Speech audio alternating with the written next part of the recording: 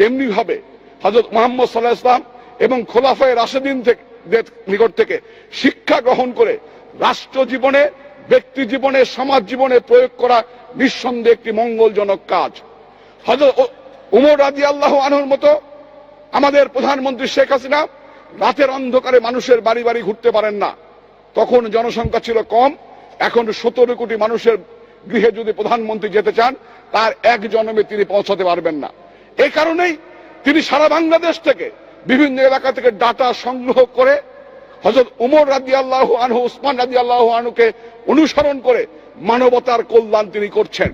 তিনিই প্রথম ইসলামের ইতিহাসে এমন একজন বিখ্যাত নেতৃত্ব, যিনি মানুষের জন্য, দুস্থ মানুষের জন্য বিভিন্ন ধরনের কল্যাণ ভাতা চালু করেছেন। তিনি 10 লক্ষের অধিক রোহিঙ্গা মুসলমানকে আশ্রয় দিয়েছেন। কওমি মাদ্রাসা, ইবতেদায়ী মাদ্রাসাকে স্বীকৃতি দিয়েছেন। বঙ্গবন্ধু আলিয়া মাদ্রাসাকে স্বীকৃতি দিয়েছিলেন। তেমনি ভাবে সেই ধারাবাহিকতায় তিনি আলেমদের জাতীয় জীবনে অবদান রাখার সুযোগ করে দিয়েছেন এবং ইসলামের ইতিহাসে একমাত্র সর্বোচ্চ পরিমাণ 560টি মসজিদ নির্মাণের মধ্য দিয়ে এত মহৎ কর্ম এর আগে কোন ইসলামী রাষ্ট্রনায়ক করতে পারেন নাই। তিনি আরবি বিশ্ববিদ্যালয় প্রতিষ্ঠা, 6000 কোটি টাকা দিয়ে মাদ্রাসা শিক্ষা ব্যবস্থা উন্নয়ন, ইসলামী ফাউন্ডেশনের মাধ্যমে গ্রাম পর্যায়ে ইসলামী শিক্ষার প্রসার, এই কাজগুলি করার মধ্য দিয়ে জননেত্রী শেখ হাসিনা ইসলামের ইতিহাসে এক অনন্য উচ্চতায় আসীন হয়েছেন। আমি হৃদয়ের গভীরতম প্রদেশ থেকে তাই শেখ হাসিনার নাম উচ্চারণের পূর্বে তার প্রতি সম্মান সূচক একটি শব্দ উচ্চারণ করতে চাই, সেটি হচ্ছে হযরত শেখ হাসিনা, তোমাকে অভিবাদন। প্রিয় ভাইরা, আজকে আমরা কথা বলবো অতিমাত্রার প্রশংসা নিয়ে। আমরা আমাদের দেশে প্রায় দলের নেতৃবৃন্দদেরকে দেখতে পাচ্ছি, ওনারা ওনাদের নেত্রী এবং নেতাদের এতটাই প্রশংসায় ভাসান যে শেষ পর্যন্ত প্রশংসার কারণে মানুষগুলো অন্যায় ব্যস্ত হয়ে পড়ে। প্রশংসা সম্পর্কে আগে বলে নেই, প্রত্যেকটা হাদিসের কিতাবেই একটি অধ্যায় আছে এই সাবজেক্টের উপর। রাসূল সাল্লাল্লাহু আলাইহি সাল্লাম আমাদেরকে বলেছেন, তোমাদের সামনে যদি কেউ তোমার প্রশংসা করে, তুমি তার মুখে বালি নিক্ষেপ করো। এর মানে প্রশংসার মাধ্যমে তার কোনো একটা কিছু টার্গেট থাকে। আর মানুষের উপকার হয় প্রশংসার চাইতে, মানুষের ভুলগুলো যখন ধরা হয় তখনই তার উপকার হয়। বিশেষ করে আমাদের প্রধানমন্ত্রীর ব্যাপারে বলবো, গত কয়েকদিন আগে দেখলাম একজন সাংসদ, উনি সংসদে বলছেন উসমান রাদিয়াল্লাহু তাআলা আনহু এবং ওমর ইবনুল খাত্তাব রাদিয়াল্লাহু তাআলা আনহু ওনাদের সাথে তুলনা দিয়ে বলছেন যে ওনারা রাতের বেলা জনগণের সংবাদ নিতেন, আর আমাদের প্রধানমন্ত্রী শেখ হাসিনা দিনের বেলা সংবাদ নেই, সুতরাং ওনাকে আমি হযরত শেখ হাসিনা বলতে চাই। আসলে উনি এটা করে কি করেছেন? আমাদের প্রধানমন্ত্রীর উপকার করেছেন না ক্ষতি করেছেন? আমাদের প্রধানমন্ত্রীকে আমরা জানি উনি অনেক ধার্মিক, আমরা শুনেছি, বাট অনেক বিষয় হয়তো ওনার ক্লিয়ার নাও থাকতে পারে। ইসলামের ব্যাপারে আমাদের ক্লিয়ার একটি ধারণা থাকা দরকার। চাই কেউ প্রধানমন্ত্রী হোক, অথবা সাধারণ মন্ত্রী হোক, অথবা এমপি হোক, অথবা আলেম হোক, অথবা সাধারণ একজন মুসল্লি হোক। নাম্বার 1, প্রত্যেকটা মুসলিমের এই আকিদা একদম ক্লিয়ার থাকতে হবে, ইসলাম একটি কমপ্লিট জীবন ব্যবস্থার নাম। সুতরাং এর থেকে রাষ্ট্রীয় ব্যবস্থাপনাটা কোনো আলাদা নয়। ইসলাম মসজিদে যেমন, রাষ্ট্রীয় ব্যবস্থাপনার ক্ষেত্রেও ইসলাম আমাদেরকে এমনটাই বলে দিয়েছে। সেই জন্য আজকে আমাদের বাংলাদেশে গণতন্ত্র যে পদ্ধতিটা চলছে, এটাকে আমাদের প্রধানমন্ত্রীর ভাষায় বলা হয় ধর্মনিরপেক্ষতাবাদ। এটা স্পষ্ট একটি কুফরি মতবাদ। এটা আমাদেরকে মানলে জাহান্নামে যাব। বরং আমরা অ্যাডভাইস করব আমাদের প্রধানমন্ত্রীর পাশে যারা রয়েছেন, আপনারা ওনাকে ইসলামের মূল থিওরিটাকে ওনার সামনে তুলে ধরেন। 2, নারী নেতৃত্বের ব্যাপারে ইসলাম স্পষ্ট ভাষায় বক্তব্য দিয়েছে। বুখারী শরীফের 4425 নম্বর হাদিস, রাসূল সাল্লাল্লাহু আলাইহি সাল্লাম বলেছেন, লা ইউফলিহা কওমুন ওয়াল্লাউ ইমরাআতান, লা ইউফলিহা কওমুন ওয়াল্লাউ আমরাহুম ইমরাআতান। সেই জাতি কখনোই সফলতা অর্জন করতে পারবে না যেই জাতি তাদের বিষয়ের ব্যাপারে তাদের সব কিছুর ফায়সালাকারী বানিয়েছে একজন নারীকে। সেই জন্য আমাদের মুসলিম হিসেবে আকিদা বিশ্বাস হবে এই যে আমরা মুসলিম, আমরা ইসলামকেই মানি, রাষ্ট্রীয়ভাবেও আমরা ইসলামকেই চাই।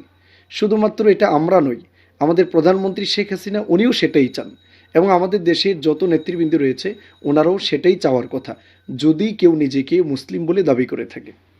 তবে ওনার ব্যাপারে যে বক্তব্যটা দেওয়া হয়েছে যে হজরত শেখ হাসিনা, আমাদের দেশে হজরত শব্দগুলো ব্যবহার করা হয়ে থাকে সম্মানের জন্য, আর এই শব্দগুলো অনেকের ক্ষেত্রে ব্যবহার করা হয়ে থাকে। সেখানে বলা হয়েছে হজরত উসমান এবং ওমর ইবনুল খাত্তাব, ওনাদের সাথে তুলনা দেওয়া হয়েছে। নাম্বার ওয়ান, আমাদের প্রধানমন্ত্রী ইসলামের অনেক ভালো কাজ করেছেন, এর মানে এই না যে উনি ফুল ইসলাম প্রতিষ্ঠা করে ফেলেছেন, বরং উনি যে ভালো কাজগুলো ওনার অন্তর থেকে করতে চাচ্ছেন, আমাদের সমাজের অনেক এমপি মন্ত্রী ওনার বেশি প্রশংসা করে সেই কাজগুলোকে কুলুষিত করে ফেলেন। যেমন উনি যে যতটুকু ভালো কাজ করেছেন ততটুকু যদি আল্লাহর জন্য করে থাকেন তাহলে সেটা নিয়ে তার প্রশংসা পাওয়ার কোনো মানে নেই, বরং সেটার প্রতিদান আল্লাহ রাব্বুল আলামিন ওনাকে কিয়ামতের মাঠে দান করবেন। কিন্তু যারা প্রশংসা করে ওনাকে সামনের দিকে বাড়াতে চাচ্ছে, হজরত, আবার কেউ বলছে জননী, আবার অনেক চেয়ারম্যান বক্তব্য দিয়েছে, এক জায়গায় নরসিংদীর এক চেয়ারম্যান সাহেব বক্তব্য দিয়েছে যে যদি নবী মোহাম্মদ সাল্লাহ সাল্লামের পরে আর কোনো নবী আসতো, শেখ মুজিবুর নাকি নবী হিসেবে আসতো। এটা আসলে নাউজুবিল্লাহ, এগুলো আসলে অতি ভক্তির কারণে কিন্তু বলে নাই, এটা বলেছে তেল মেরে কিছু আদায় করার জন্য। সুতরাং আমাদেরকে চিহ্নিত রাখতে হবে এই তেল মারা লোকগুলো আমাদের উপকার করবে না, এগুলো আমাদেরকে ক্ষতি করবে। আমাদের প্রধানমন্ত্রী যে ভালো কাজগুলো করেছেন সেটা তার অন্তরে রয়েছে, সেটা কার জন্য করেছেন? আল্লাহর জন্যই করেছেন। কিন্তু ওনারা প্রশংসা করে তাকে সেগুলো ফ্লাশ করে রিয়া, মানুষ দেখানোর জন্য বোঝাতে চাচ্ছেন। আর এটা যদি কোনো মানুষ দেখানোর জন্য হয়ে থাকে নিশ্চিত সেটা জাহান্নামে যাবে। সেটা প্রধানমন্ত্রী কেন, আমরা মিশকাতুল মাসাবির একটা হাদিস পড়েছি, এই হাদিসটুকু বলতে আমাদেরও ভয় লাগে। রাসূল সাল্লাল্লাহু আলাইহি সাল্লাম বলেছেন, 205 নম্বর হাদিস মিশকাতুল মাসাবির, যে 3 শ্রেণীর মানুষকে আল্লাহ রাব্বুল আলামিন জাহান্নামে নিক্ষেপ করবেন। এর মধ্যে 1 নম্বর ব্যক্তি হলো যিনি শহীদ। আল্লাহ রাব্বুল আলামিন তাকে জিজ্ঞেস করবেন, তুমি কি করেছো? সে বলবে, আল্লাহ, তোমার জন্য আমি নিজের জানটাকে দিয়ে দিয়েছিলাম। আল্লাহ রাব্বুল আলামিন তো তার অন্তরের খবর জানেন, সে মানুষ যেন তাকে বীর বিক্রম বলে সেই জন্য শহীদ হয়েছিল। আল্লাহ রাব্বুল আলামিন তখন বলবেন, তুমি যেই জন্য শহীদ হয়েছিলে মানুষ সেগুলো দুনিয়াতে বলেছে, সুতরাং এখানে আমার কাছে কোনো প্রতিদান নেই। 2 নম্বর আসবে আলেম, কারিউল কোরআন, কোরআনুল কারীমের কারি। তাকে জিজ্ঞেস করা হবে, তুমি কি করেছো? সে বলবে, আল্লাহ, আমি নিজে ইলম শিখেছি, মানুষকে শিখিয়েছি। আমি কোরআন তিলাওয়াত করেছি, মানুষকে শিখিয়েছি। আল্লাহ রাব্বুল আলামিন জানেন সে এই জন্য করেছিল মানুষ যাতে তাকে বড় আলেম বলে, কারি বলে। শেষ পর্যন্ত আল্লাহ রাব্বুল আলামিন বলবেন, সেগুলো তো দুনিয়াতে তোমাকে বলেছে, সুতরাং আমার কাছে কোনো প্রতিদান নেই, তাকে জাহান্নামে নিক্ষেপ করা হবে। 3 নম্বর, আরেকজন ব্যক্তি যিনি সব অর্থ সম্পদ আল্লাহর দেওয়া সব পথে ব্যয় করেছেন। আল্লাহ তাকে জিজ্ঞেস করবে, তুমি কি করেছো? সে বলবে, আমি তোমার এমন কোনো পথ বাকি রাখি নাই যে পথে দান করি নাই।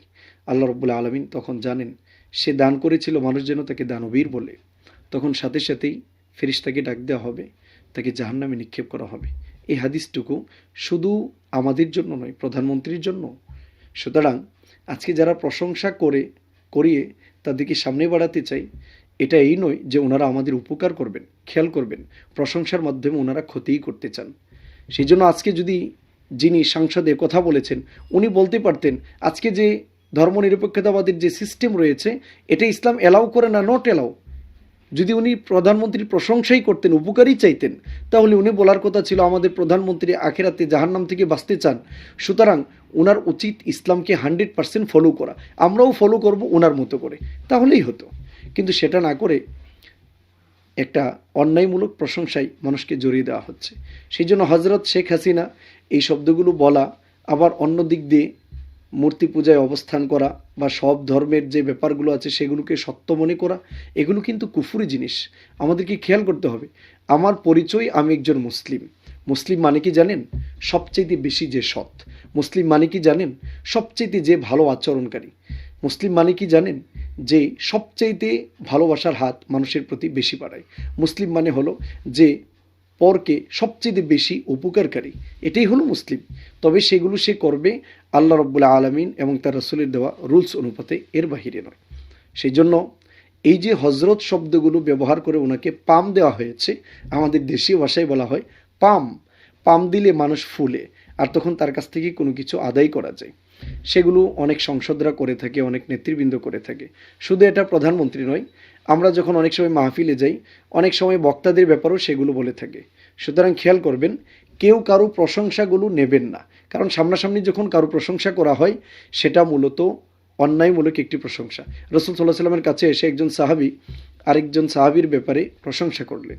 আল্লাহ রসুল বললেন, কাতা তাওনু কা আখিক, তুমি তো তোমার ভাইয়ের গর্দানটাকে কেটে দিয়েছ। 3 বার রসুল সাল্লাল্লাহু আলাইহি সাল্লাম বললেন। এরপর রসুল বললেন, তুমি যদি তোমার ভাইয়ের প্রশংসা করো ততটুকুই করবে যতটুকু তোমার জানা রয়েছে। আর আমাদের সমাজে এখন এটাই বেশি হয়, অন্যায় কাজেও মানুষ প্রশংসা করে তার সামনের দিকে বাড়ে। সুতরাং এটা আমাদের ক্লিয়ার থাকতে হবে যে আমাদের প্রধানমন্ত্রীর বেলায়ও আমাদের ভাষা একটাই, সেটা হলো উনিও যেন জাহান্নাম থেকে বাঁচে, আমরাও যেন জাহান্নাম থেকে বাঁচি। আর জাহান্নাম থেকে বাঁচা সম্ভব তখনই যখন ইসলামকে পূর্ণাঙ্গ রূপে মানব। কিছু মানব আর কিছু ছেড়ে দেব, সুবিধা হলে নেব আর অসুবিধা হলে ছেড়ে দেব। তাহলে আমিও জান্নাতে যেতে পারবো না, উনিও পারবেন না। কারণ কোরআনুল করিম সূরা বাকারার 85 নম্বর আয়াতে ক্লিয়ার করেছেন, আফাতু মিনুনা বিবাদিল কিতাব, তোমরা কি কোরআনুল কারীমের কিছু বিষয়ের উপর ঈমান আনয়ন করেছ, ওয়া তাকফুরুনা বিবাদ, আর কিছুকে তোমরা কুফরি করেছ। ফামা জাযাউ মান ইয়াফআলু যালিকা মিনকুম ইল্লা খিজুন ফিল হায়াতিদ দুনিয়া, যে ব্যক্তি কিছু মানবে আর কিছু মানবে না তার জন্য দুনিয়াতেও লাঞ্ছনা রয়েছে, আখিরাতে রয়েছে কঠিন শাস্তি।